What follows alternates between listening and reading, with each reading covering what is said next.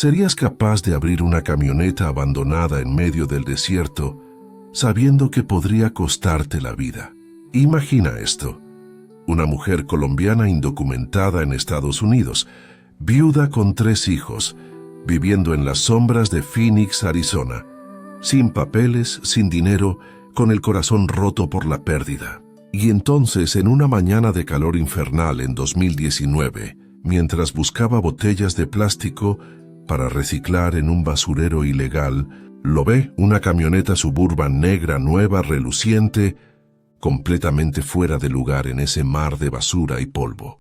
Las puertas abiertas, el motor apagado, ni un alma cerca, como si alguien la hubiera dejado allí a propósito y hubiera desaparecido en el aire del desierto. Pero lo que Carolina no sabía es que esa camioneta no era un regalo del destino, era una trampa, y lo que encontraría en la cajuela no solo pondría en peligro su vida, sino que la obligaría a tomar la decisión más imposible que una madre puede enfrentar. Antes de continuar, deja tu like y suscríbete al canal, porque el final de esta historia te va a dejar sin aliento hasta el último segundo. Y dime aquí en los comentarios, si encontraras una camioneta de lujo abandonada en el desierto con las puertas abiertas, ¿tendrías el valor de mirar adentro o huirías sin voltear atrás? El termómetro marcaba 112 grados Fahrenheit aquella mañana de julio de 2019, y el sol del desierto de Arizona caía como un martillo sobre la tierra agrietada. Carolina Mendoza caminaba por el borde de la carretera estatal 85 a las afueras de Gila Bend, con una bolsa de basura negra en cada mano y el peso de la desesperación aplastándole los hombros. A sus espaldas, a casi 2 kilómetros de distancia, estaba el tráiler donde vivía con sus 3 hijos, Valentina de 11 años, Santiago de 8 y la pequeña Emma de apenas 3 años. El tráiler no era suyo. Pertenecía a un contratista de construcción que le cobraba $300 al mes por un espacio que apenas tenía agua corriente y donde el aire acondicionado había dejado de funcionar hacía 2 veranos. Pero era todo lo que podía pagar con los trabajos esporádicos que conseguía limpiando casas o recogiendo cosechas cuando la temporada lo permitía. Carolina tenía 32 años, pero el sol del desierto y el peso del duelo la habían envejecido prematuramente. Su piel morena estaba curtida, sus manos callosas y agrietadas, y su cabello negro, que alguna vez fue su orgullo, ahora lo llevaba recogido en una cola permanente, sin tiempo ni dinero para cuidarlo. Hacía 14 meses que Andrés, su esposo, había muerto en un accidente de construcción en Tucson. 14 meses desde que 2 hombres con cascos amarillos tocaron la puerta del tráiler y le dijeron con una frialdad burocrática que su marido había caído de un andamio de 4 pisos. 14 meses desde que su mundo se derrumbó y descubrió que Andrés no tenía seguro de vida porque era indocumentado, que la compañía constructora no pagaría un centavo porque él había firmado como contratista independiente, y que ella estaba completamente sola en un país que no era el suyo, sin papeles, sin derechos, sin red de seguridad. El sueño americano se había convertido en una pesadilla de supervivencia diaria. Andrés había cruzado la frontera primero, hacía 6 años, con la promesa de mandar dinero para traerla a ella y a los niños de forma legal.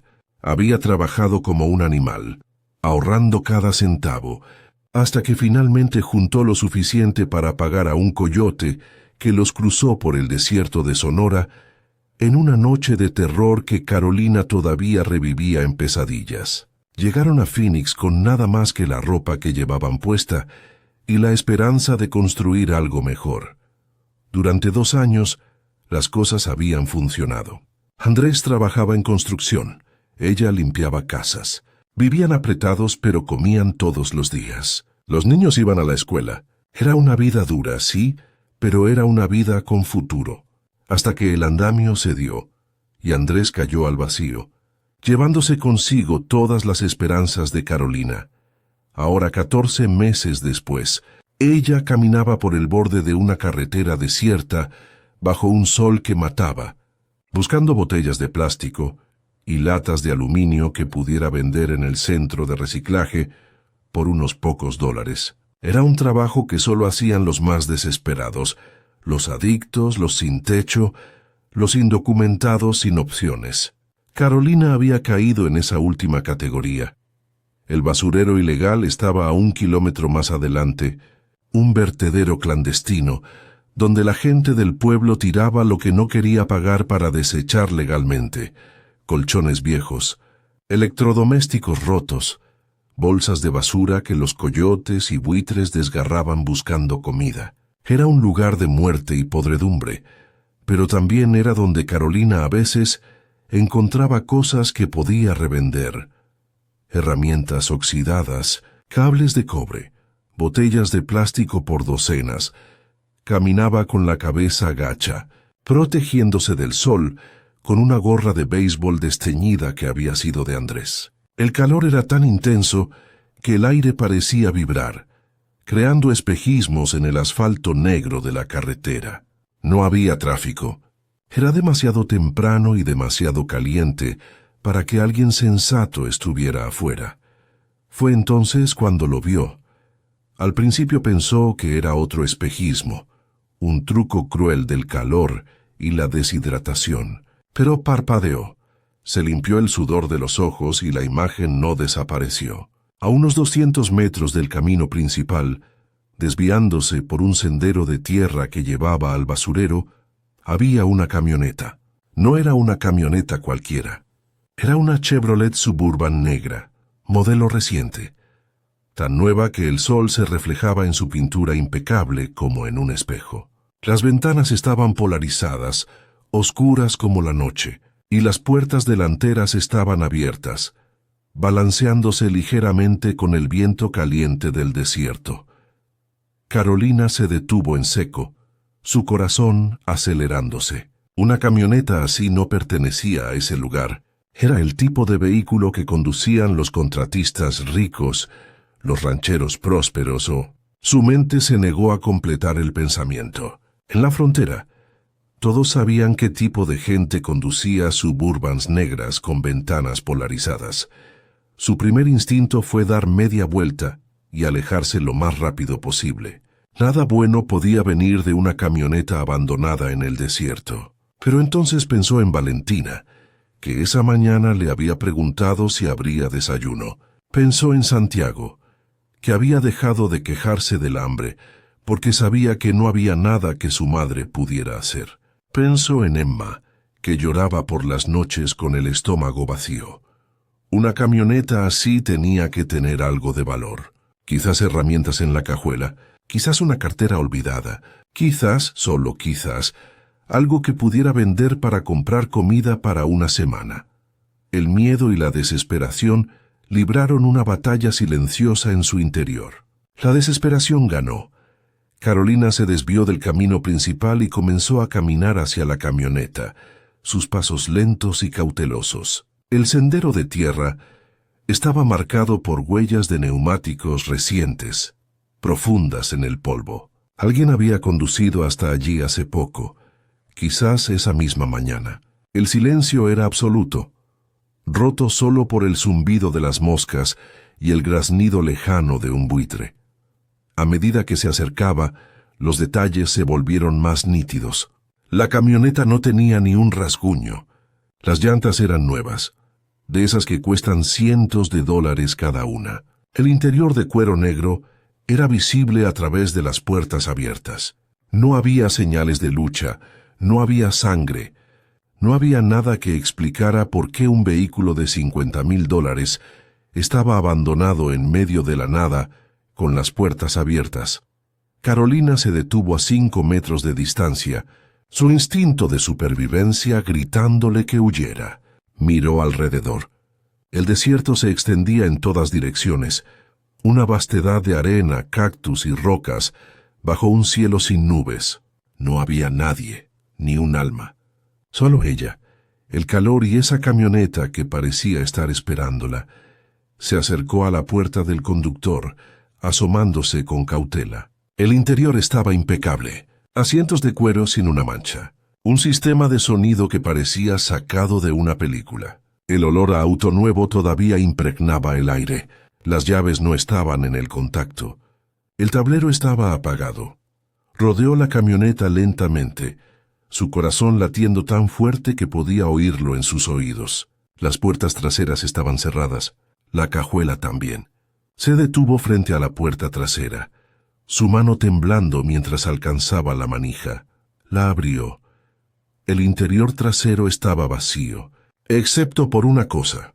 Una mochila negra, grande del tipo militar, tirada en el suelo, como si alguien la hubiera arrojado allí con prisa. Estaba cerrada con un candado de combinación. Carolina la miró fijamente. Cada instinto en su cuerpo le gritaba que se alejara, que cerrara la puerta y corriera de regreso al tráiler. Pero sus manos, movidas por una fuerza que no podía controlar, alcanzaron la mochila y la sacaron. Era pesada, mucho más pesada de lo que esperaba. La dejó en el suelo polvoriento y se arrodilló frente a ella. El candado era simple, de 3 dígitos. Probó con 000. No funcionó. Probó con 123, nada. Su frustración crecía. Estaba a punto de rendirse cuando recordó algo que Andrés le había enseñado. Muchos candados baratos se podían forzar con un tirón fuerte en el ángulo correcto. Agarró el candado con ambas manos y tiró con toda su fuerza. El metal se dio con un chasquido seco que resonó en el silencio del desierto como un disparo. Abrió la mochila. Y su mundo se detuvo. Dentro no había herramientas. No había ropa. No había nada que pudiera explicar de forma inocente. Había dinero. Fajos y fajos de billetes de $100, atados con ligas elásticas, apilados tan apretadamente que apenas cabían. Había docenas de ellos, quizás cientos. Era más dinero del que Carolina había visto en toda su vida. Más dinero del que había imaginado que existía fuera de las películas. Y debajo de los fajos de dinero, envuelto en plástico transparente, había algo más. Paquetes rectangulares de un polvo blanco compactado, sellados con cinta adhesiva, cada uno marcado con un sello rojo que Carolina no reconoció, pero cuyo significado entendió instantáneamente. Drogas. La camioneta estaba llena de dinero del narcotráfico y drogas. El aire abandonó sus pulmones. Sus manos soltaron la mochila como si quemara. Se puso de pie de un salto, tambaleándose hacia atrás, su mente un torbellino de pánico puro.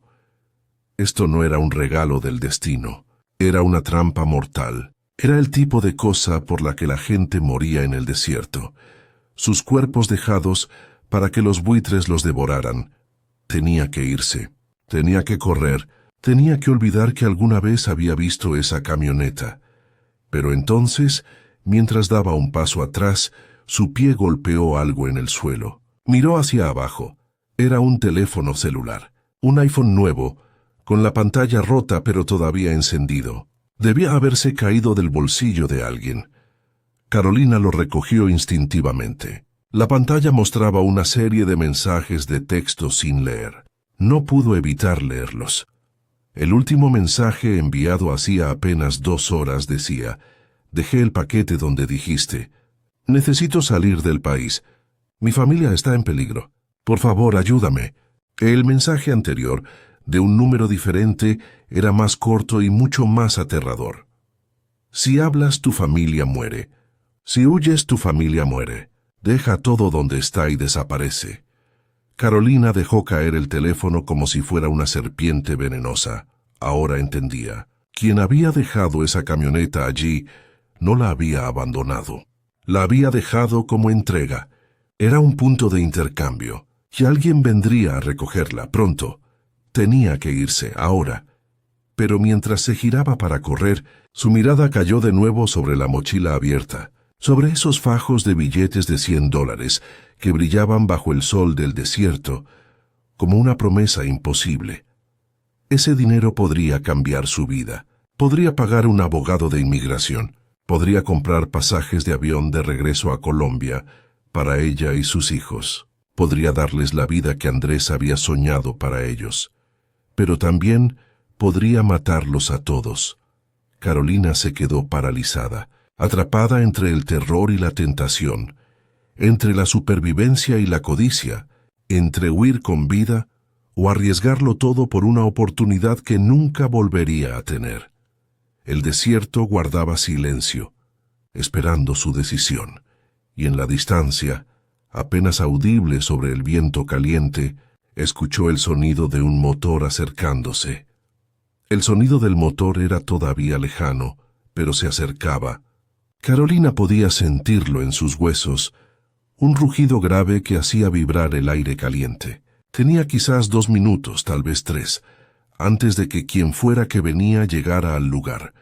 Su mente trabajaba a toda velocidad, cada segundo una eternidad. Podía dejar todo y correr, esconderse detrás de las rocas, esperar a que quien viniera recogiera la camioneta y se fuera. Era la opción sensata, la opción que la mantendría con vida. Pero sus ojos no podían apartarse de la mochila abierta, de esos fajos de dinero que representaban todo lo que nunca había tenido. Seguridad, opciones, libertad.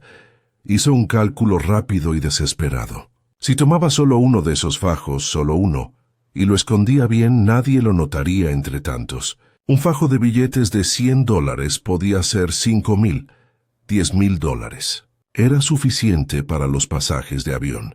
Era suficiente para empezar de nuevo en Medellín, donde tenía familia, donde sus hijos podrían crecer sin miedo a la migra, sin miedo al hambre. El sonido del motor se hizo más fuerte. Ya no era un rumor distante. Era real, cercano, amenazante. Carolina tomó su decisión en una fracción de segundo. Se arrodilló frente a la mochila, sus manos temblando violentamente. Agarró un fajo de billetes del centro, donde su ausencia sería menos notoria. Lo metió en la parte delantera de sus jeans, bajo su blusa holgada. El papel era grueso, áspero contra su piel sudorosa. Cerró la mochila lo más rápido que pudo, forzando el candado roto para que pareciera cerrado a primera vista. Arrojó la mochila de vuelta al interior de la camioneta, cerró la puerta trasera de un golpe y corrió. No corrió hacia el camino principal, eso habría sido un suicidio. Corrió hacia el basurero, hacia el laberinto de basura y escombros donde podía esconderse. Sus pies descalzos golpeaban la tierra caliente. Cada paso una agonía, pero el miedo le daba alas. Se lanzó detrás de una pila de llantas viejas justo cuando una segunda camioneta, idéntica a la primera pero con las ventanas cerradas, apareció por el sendero de tierra. Se detuvo junto a la Suburban abandonada. Carolina se aplanó contra el suelo, su corazón latiendo tan fuerte que estaba segura de que la escucharían. El olor a goma quemada y basura podrida la envolvía, pero no se atrevía a moverse. 2 hombres bajaron de la segunda camioneta. Desde su escondite, Carolina solo podía ver sus siluetas contra el sol cegador. Eran grandes, corpulentos, vestidos con jeans y camisas de manga larga a pesar del calor. Uno de ellos llevaba un sombrero vaquero. El otro una gorra de béisbol. No hablaron. Se movieron con una eficiencia militar, revisando el interior de la Suburban abandonada. Uno de ellos sacó la mochila, la abrió, revisó su contenido con una rapidez que sugería experiencia. Carolina contuvo la respiración. ¿Notaría que faltaba un fajo? El hombre cerró la mochila y le hizo una señal al otro con la cabeza. Parecía satisfecho. Cargaron la mochila a su camioneta. Luego, uno de ellos sacó un bidón de gasolina del asiento trasero. Carolina observó con horror creciente mientras rociaban el interior de la Suburban con gasolina. El olor acre llegó hasta su escondite, haciéndola marearse. Estaban destruyendo la evidencia. El hombre del sombrero vaquero encendió un fósforo y lo arrojó dentro. Las llamas se alzaron instantáneamente. Un rugido naranja y negro que devoró el interior del vehículo en segundos. El calor era tan intenso que Carolina lo sintió incluso desde donde estaba escondida. Los dos hombres regresaron a su camioneta sin prisa, como si quemar un vehículo de $50,000 en medio del desierto fuera la cosa más normal del mundo. El motor rugió y se alejaron por el mismo sendero por el que habían llegado, dejando atrás una columna de humo negro que se alzaba hacia el cielo sin nubes.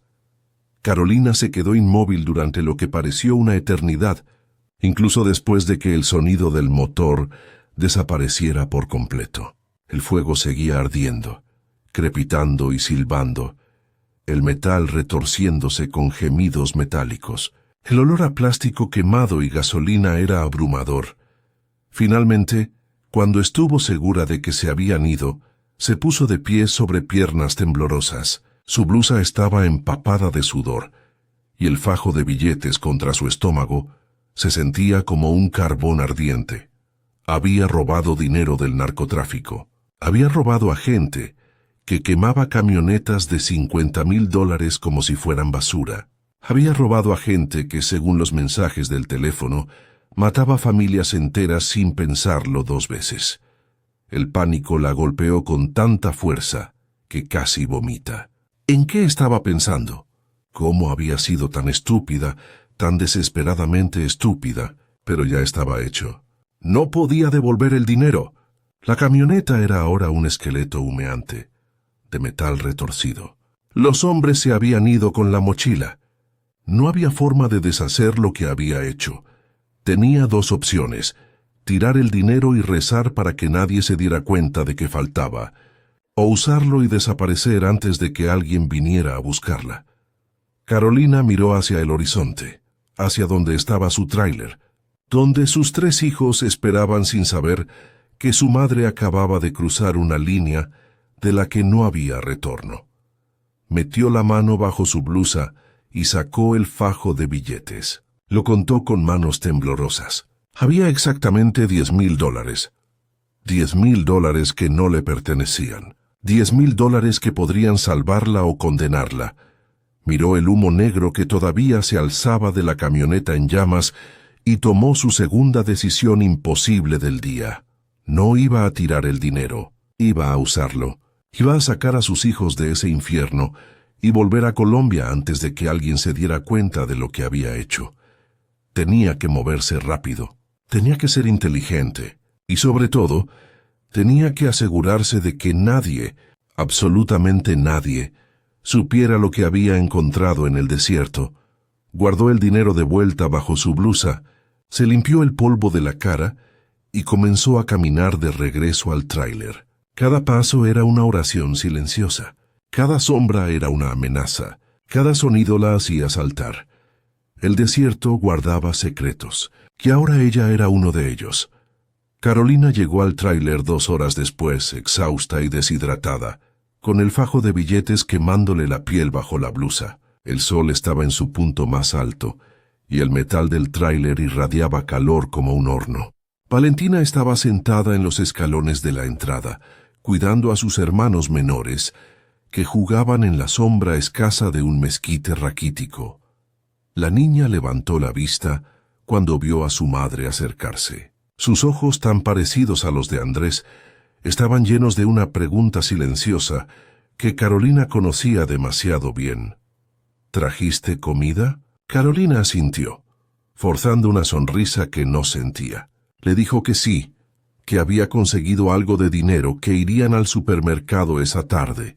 La alegría que iluminó el rostro de Valentina fue como un cuchillo en el corazón. Su hija no preguntó de dónde había salido el dinero. A los 11 años, ya había aprendido que algunas preguntas era mejor no hacerlas. Dentro del tráiler, el calor era insoportable. Carolina cerró la puerta con llave, algo que rara vez hacía, y se encerró en el diminuto baño. Sacó el fajo de billetes y lo escondió en el tanque del inodoro, envuelto en una bolsa de plástico. Era un escondite obvio, casi cliché, pero era todo lo que tenía. Se miró en el espejo rajado sobre el lavabo. Su reflejo la asustó. Tenía los ojos inyectados en sangre, el rostro cubierto de polvo y sudor, y una expresión de terror apenas contenido. Parecía una criminal, parecía culpable.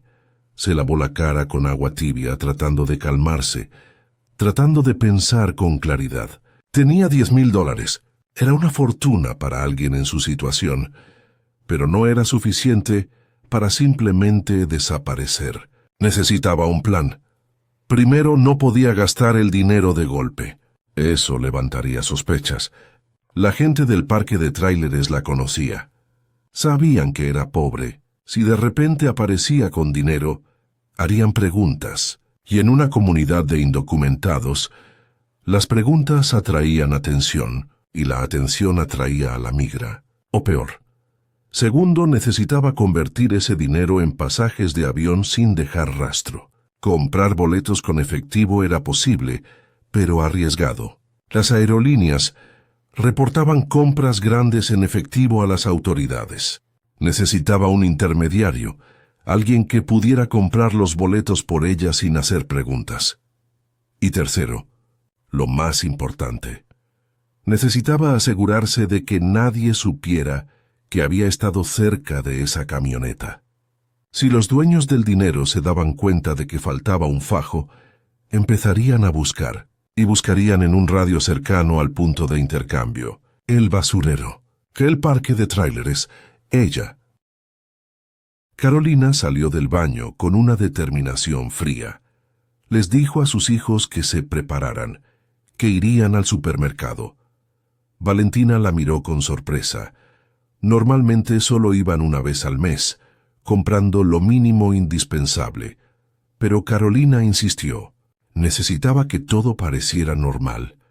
Necesitaba actuar como si nada hubiera pasado. En el supermercado compró comida real. Carne, frutas frescas, leche, pan.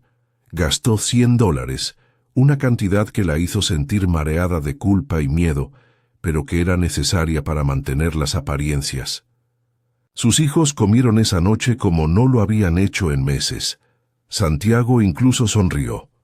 Emma se durmió con el estómago lleno por primera vez en semanas. Pero Carolina no durmió.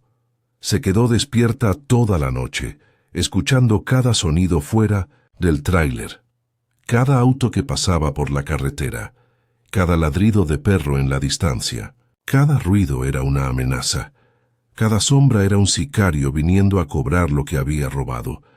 A las 3 de la mañana, cuando el silencio del desierto era absoluto, Carolina tomó una decisión. No podía quedarse allí. No podía esperar a que la encontraran. Tenía que moverse rápido. Al día siguiente, dejó a los niños con una vecina, una mujer salvadoreña, que también era indocumentada y que entendía la necesidad de no hacer preguntas. Le dijo que tenía que ir a Phoenix a buscar trabajo, que volvería antes del anochecer. Tomó un autobús Greyhound hasta Phoenix, un viaje de 2 horas que la dejó en el centro de la ciudad. Allí, en un barrio que Andrés le había mencionado una vez, encontró lo que buscaba, una agencia de viajes pequeña, escondida entre una tienda de envíos de dinero y un restaurante colombiano, con un letrero en español que prometía boletos a toda Latinoamérica. Precios especiales, discreción garantizada.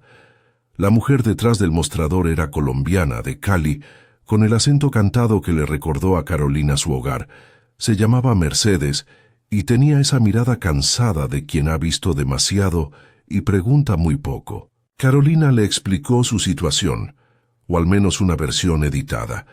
Le dijo que era viuda, que quería volver a Colombia con sus 3 hijos, que tenía efectivo pero no papeles. Mercedes no parpadeó. Le dijo que podía conseguir boletos, pero que costarían más que el precio normal, mucho más, porque tendría que usar nombres falsos, documentos que no levantaran banderas rojas en el sistema. Le preguntó cuánto tenía. Carolina, después de un momento de duda, le dijo que $8,000. Era una mentira. Tenía 10,000. Pero algo en su instinto le dijo que no revelara todo lo que tenía. Mercedes hizo algunos cálculos en una calculadora vieja. Le dijo que podía conseguir 4 boletos de Phoenix a Medellín, vía Ciudad de México, por $7,500. Era un robo, Carolina lo sabía.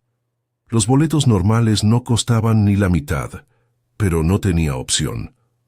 Le preguntó cuánto tiempo tardaría. Mercedes le respondió que 3 días. Necesitaba tiempo para conseguir los documentos, para hacer las reservas sin levantar sospechas. Carolina aceptó. Sacó el dinero de su bolso, contó 75 billetes de $100 y los puso sobre el mostrador. Mercedes los recogió sin contarlos, confiando en la desesperación de Carolina para ser honesta. Le dijo que volviera en 3 días, al mediodía, que trajera a los niños, que no trajera equipaje, solo lo esencial, que no le dijera a nadie a dónde iba. Carolina asintió y salió de la agencia con las piernas temblando. Había dado el primer paso. No había vuelta atrás. Los siguientes 3 días fueron los más largos de su vida. Cada vez que alguien tocaba la puerta del tráiler, su corazón se detenía. Cada vez que veía una camioneta negra pasar por la carretera, sentía que iba a vomitar. Dormía con un cuchillo de cocina bajo la almohada y mantenía a los niños cerca, siempre vigilante. Le dijo a Valentina que se preparara, que iban a hacer un viaje. La niña, con esa intuición que tienen los niños que han vivido demasiado, no preguntó a dónde. Solo asintió y comenzó a empacar sus pocas pertenencias en una mochila pequeña. El tercer día, Carolina despertó antes del amanecer. Revisó el escondite en el tanque del inodoro. Los $2.500 restantes seguían allí, húmedos pero intactos. Los guardó en un sobre de plástico y los metió en el fondo de su bolso. A las 11 de la mañana tomaron el autobús a Phoenix. Valentina llevaba a Emma de la mano. Santiago cargaba su propia mochila, tratando de parecer valiente. Carolina llevaba todo lo que poseían en el mundo: 3 mochilas, $2.500 y un secreto que podía matarlos. Llegaron a la agencia de viajes a las 12 en punto. Mercedes las estaba esperando. Sin decir palabra, les entregó 4 pasaportes colombianos. Carolina los abrió con manos temblorosas. Las fotos eran de ellos, tomadas de las redes sociales o quién sabe dónde. Pero los nombres eran diferentes. Ella ya no era Carolina Mendoza, era Claudia Restrepo. Sus hijos tenían nuevos nombres también. Mercedes les entregó los boletos. El vuelo salía esa misma noche, a las 11.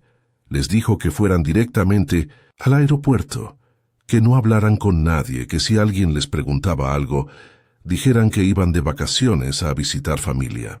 Carolina le agradeció con lágrimas en los ojos. Mercedes solo asintió.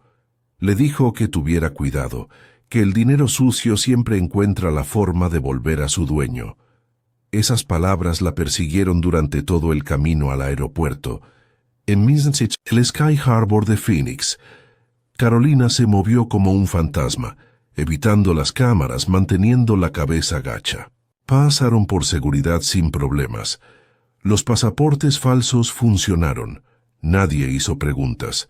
Se sentaron en la sala de espera, rodeados de familias felices que iban de vacaciones, de hombres de negocios con maletines caros, de estudiantes con mochilas llenas de sueños. Carolina se sentía como una impostora, como una criminal esperando ser descubierta. El vuelo fue llamado. Abordaron. Se sentaron en sus asientos, en la parte trasera del avión. Carolina apretó la mano de Valentina mientras el avión despegaba, elevándose sobre las luces de Phoenix, sobre el desierto que había sido su prisión durante 6 años. Solo cuando el avión cruzó la frontera con México, cuando el piloto anunció que habían dejado el espacio aéreo estadounidense, Carolina finalmente respiró. Habían escapado. Habían sobrevivido. Pero mientras miraba por la ventana hacia la oscuridad infinita del cielo nocturno, no podía sacudirse la sensación de que algo o alguien vendría a cobrar lo que había robado. El desierto guarda secretos, pero también los cobra. El avión aterrizó en Medellín al amanecer, bajo una lluvia suave que hacía brillar las montañas verdes que rodeaban la ciudad. Carolina bajó las escalerillas con Emma dormida en sus brazos y sus otros 2 hijos aferrados a su falda, sintiendo por primera vez en años algo parecido a la esperanza. Pasaron por inmigración sin problemas. Los pasaportes falsos funcionaron una última vez. Recogieron sus mochilas y salieron del aeropuerto hacia el aire húmedo y cálido de Colombia, tan diferente del calor seco y mortal de Arizona. Carolina tenía familia en Medellín, una hermana mayor llamada Patricia, que había permanecido en Colombia cuando ella decidió seguir a Andrés al norte. No se habían hablado en 2 años, desde antes de la muerte de Andrés. El orgullo y la vergüenza habían mantenido a Carolina en silencio, incapaz de admitir lo mal que habían salido las cosas. Pero ahora no tenía opción. Tomó un taxi hasta el barrio de Santo Domingo, en las laderas de la montaña, donde Patricia vivía en una casa pequeña pero digna con su esposo y sus 2 hijos. Cuando Carolina tocó la puerta, con sus 3 hijos sucios y agotados detrás de ella, Patricia abrió y se quedó paralizada por un momento. Luego, sin decir palabra, la abrazó. No hizo preguntas. No preguntó por qué habían vuelto, ni cómo habían conseguido el dinero para los boletos, ni por qué Carolina parecía una mujer perseguida. Simplemente las dejó entrar, les preparó comida caliente y les dio camas donde dormir. Carolina durmió durante 16 horas seguidas, un sueño profundo y sin sueños, el primero en años. Cuando despertó, encontró a sus hijos jugando en el patio con sus primos, riendo de una forma que había olvidado que podían reír. Patricia le preparó café y se sentaron en la pequeña cocina. Fue entonces cuando Carolina, finalmente, contó la verdad. Le contó sobre la camioneta en el desierto, sobre el dinero, sobre los hombres que quemaron el vehículo, sobre la fuga desesperada. Patricia la escuchó en silencio, su rostro volviéndose cada vez más pálido. Cuando Carolina terminó, su hermana le dijo algo que la heló hasta los huesos. Ese tipo de gente no olvida, que si se habían dado cuenta de que faltaba dinero, la buscarían. Que el narcotráfico no conoce fronteras. Carolina sintió que el miedo que había logrado enterrar durante el vuelo volvía con fuerza renovada. Le preguntó a su hermana qué debía hacer. Patricia le respondió que tenía que desaparecer, que Medellín era demasiado grande, demasiado obvia, que tenía que irse a un pueblo pequeño, cambiar de nombre, empezar de cero. Le dijo que conocía un lugar, un pueblo en el eje cafetero, llamado Salento, donde un amigo de su esposo tenía una finca cafetera. Necesitaban trabajadores. Podía conseguirle un trabajo allí, una casita, un lugar donde nadie haría preguntas. Carolina aceptó. No tenía otra opción. 2 días después, ella y sus hijos tomaron un bus hacia Salento, un pueblo turístico pequeño rodeado de montañas de café y palmeras de cera.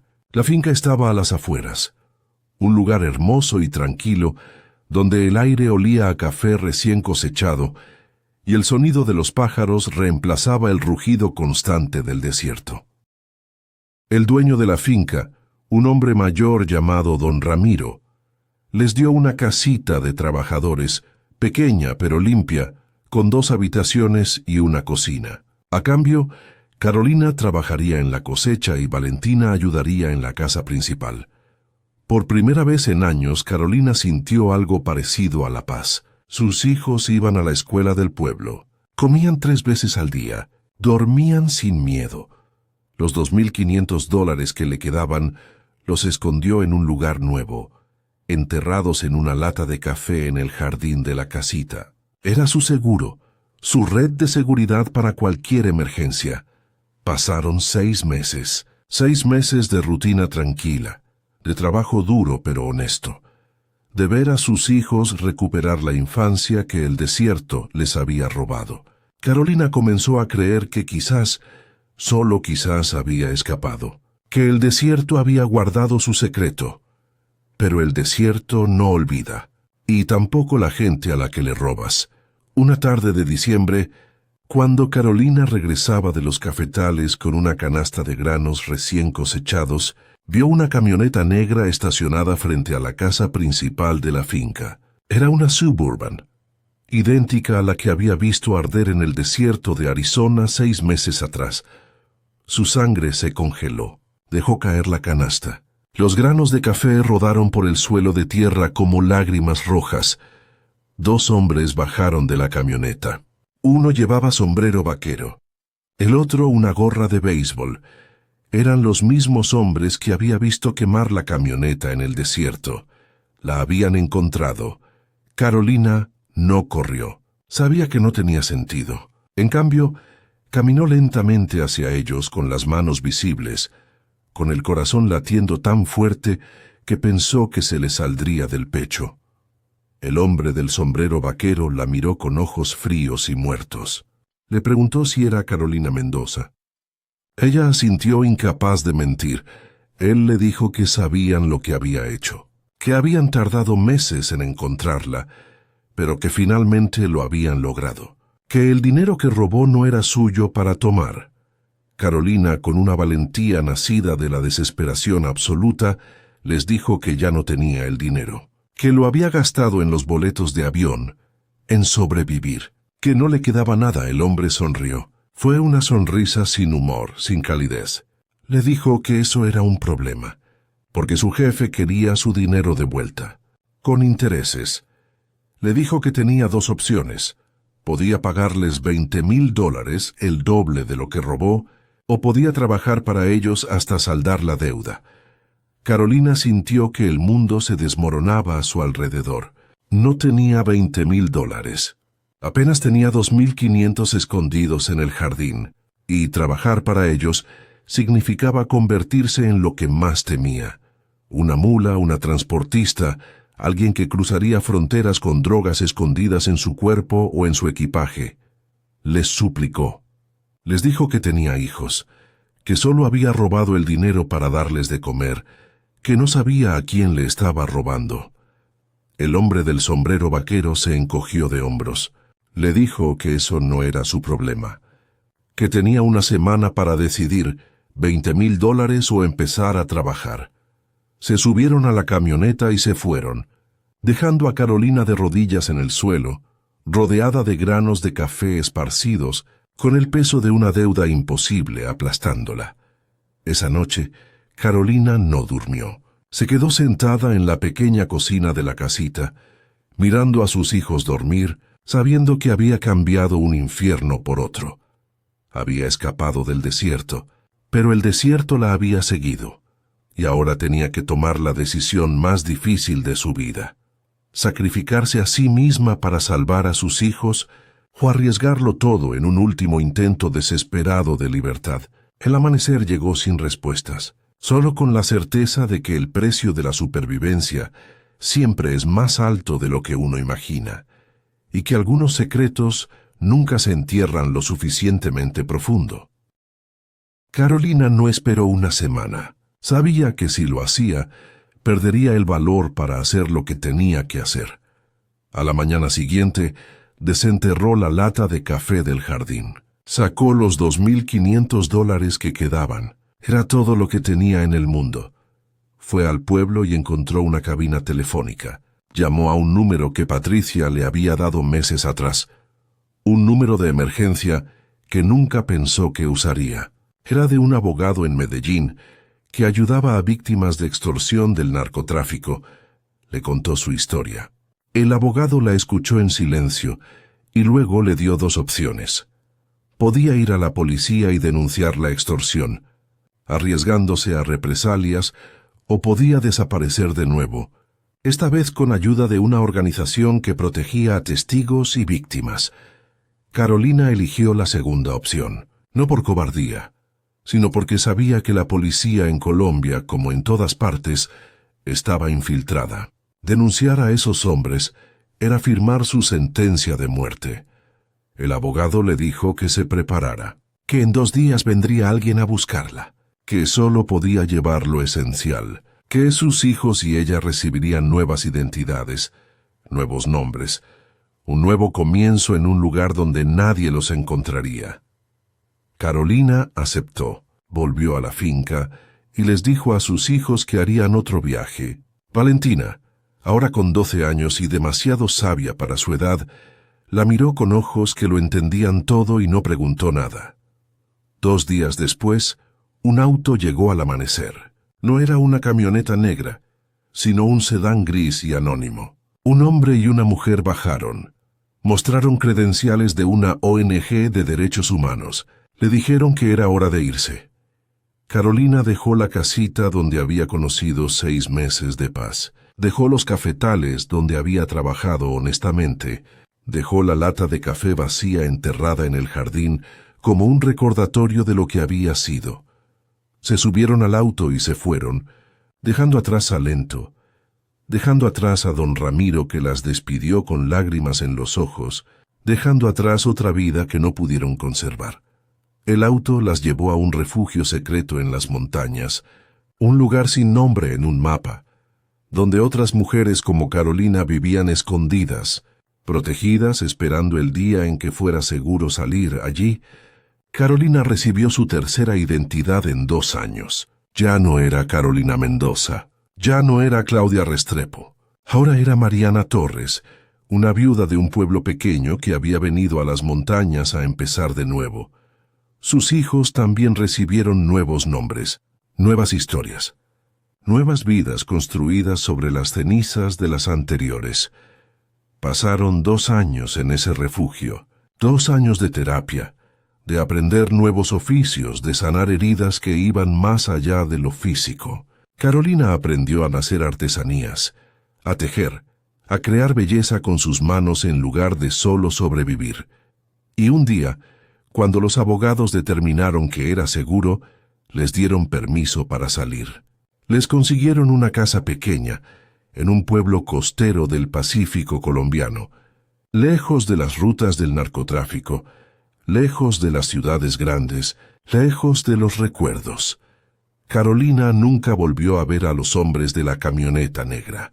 Nunca supo si la habían olvidado o si simplemente habían decidido que perseguir a una viuda pobre con 3 hijos no valía la pena.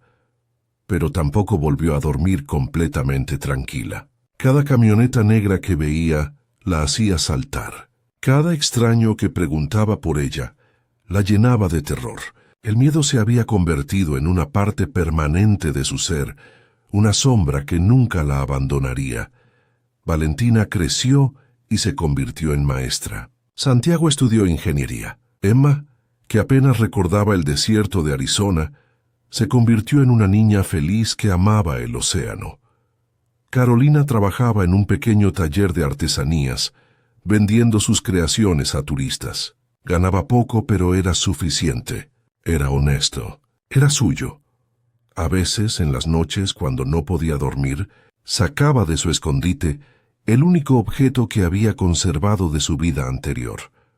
Una fotografía arrugada de Andrés, tomada en Phoenix antes del accidente, sonriendo con ese optimismo que el desierto eventualmente mataría. Le hablaba en susurros, pidiéndole perdón por las decisiones que había tomado, por el precio que sus hijos habían pagado, por los secretos que cargaba. Y a veces, cuando el viento soplaba desde el este, traía consigo el olor a tierra seca y cactus, y Carolina cerraba los ojos y veía de nuevo esa camioneta negra en el desierto, las puertas abiertas, la promesa imposible de salvación que resultó ser una maldición. Había sobrevivido. Sus hijos estaban vivos. Tenían una vida, aunque no fuera la que había soñado. Pero el precio había sido alto. Había perdido su nombre, su identidad, su país. Había vivido 3 vidas diferentes, en 5 años. Había aprendido que la supervivencia no es una victoria, es solo la ausencia de derrota. Y había aprendido la lección más dura de todas, que en el desierto, como en la vida, no hay regalos, solo trampas disfrazadas de milagros. La camioneta abandonada no había sido su salvación, había sido su condena, y el verdadero precio de esos $10,000 no fue el dinero que tuvo que devolver o la vida que tuvo que abandonar. Fue la certeza de que nunca, nunca volvería a ser libre. Porque el desierto guarda secretos, pero también los cobra, siempre. Esta historia es una advertencia sobre las consecuencias de las decisiones desesperadas y el precio imposible de la supervivencia en los márgenes de la sociedad. Carolina no es ni heroína ni villana, es simplemente una madre tratando de mantener vivos a sus hijos en un mundo que no les da ninguna oportunidad. Y como tantas otras mujeres inmigrantes, descubre que escapar de un infierno a menudo significa entrar en otro. Hizo lo correcto al tomar ese dinero. Tenía otra opción. ¿El fin justifica los medios cuando tus hijos tienen hambre? Estas son preguntas sin respuestas fáciles, y esa es precisamente la razón por la que esta historia necesitaba ser contada.